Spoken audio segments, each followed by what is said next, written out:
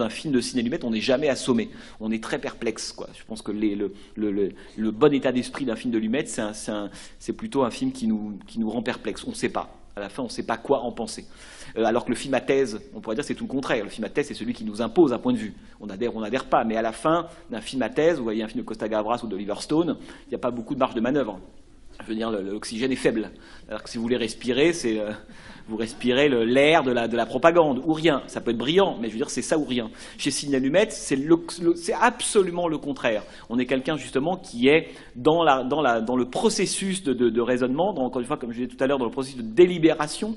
Donc ça, c'est le contraire, évidemment, du film à thèse. Et c'est aussi le contraire de beaucoup de films des années 70, et ça, j'y reviendrai. C'est pour ça qu'il appartient au 70s, mais de façon très étrange, à mon avis, presque un peu limite, ou par moments presque à son corps défendant.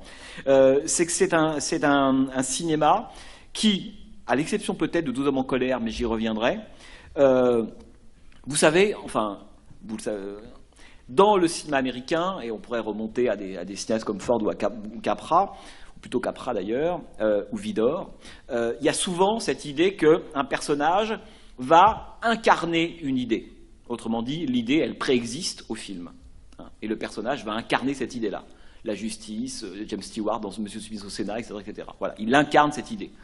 Autrement dit, l'individu, l'humanité du personnage, elle est, la plupart du temps, chassée ou évacuée au profit de l'idée pour laquelle il roule.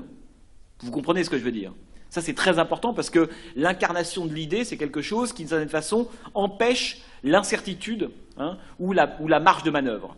Dans le cas de Sidney Lumet, ce qui est assez fascinant, c'est qu'au fur et à mesure de ses films, peu à peu, il va évacuer l'idée avec un grand I qui descendrait dans le corps des individus pour faire surgir l'humanité. Autrement dit, pour faire surgir la singularité. Autrement dit, chez Salle, sa mission, sa croisade, si vous voulez, autrement dit, on pourrait presque se dire que lorsqu'on voit un film de Sidney Lumet, à la fin, on est plutôt du côté du personnage principal en se disant « il a raison, la corruption c'est mal ». Et puis Lumet pourrait dérouler pendant 1h30 sur cette idée, on est tous d'accord, le mal c'est mal, la guerre c'est pas bien, et c'est parti pendant 1h30. Et il dit, ouais, mais il y a peut-être des corruptions qui sont pas mal, ou qui sont peut-être structurelles. Vous savez, c'est la légende de la réalité de John Ford, il y a peut-être par moment une bonne corruption qu'une mauvaise justice.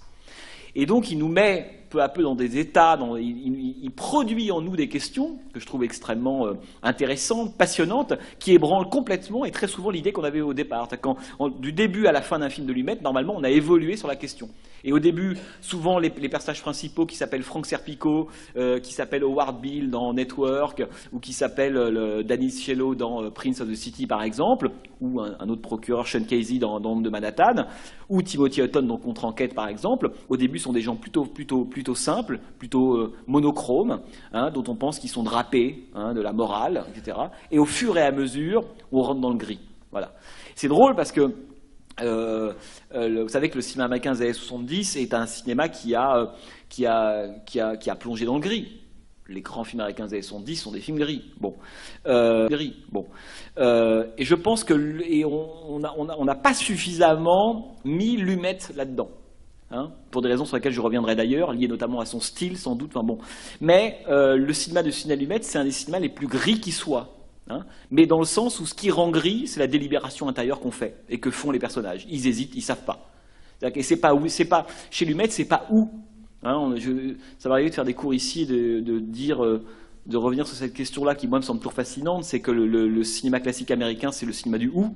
C'est le cinéma qui dit c'est un ou deux, c'est noir ou blanc, c'est un cow-boy ou indien, c'est bon ou pas bon, c'est juste ou injuste.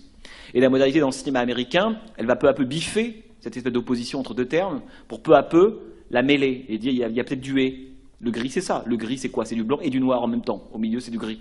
Chez Lumet, c'est ça. C'est-à-dire que chez Lumet, la question qu'on se pose à la fin dans le trajet de ces différents personnages, c'est est-ce que les personnages sont en gros des Christ ou sont des Judas? Alors, la question est mal posée. C'est est-ce qu'ils ne sont pas un peu des deux? Et ça, je trouve ça toujours très stimulant. Bon, on va y revenir.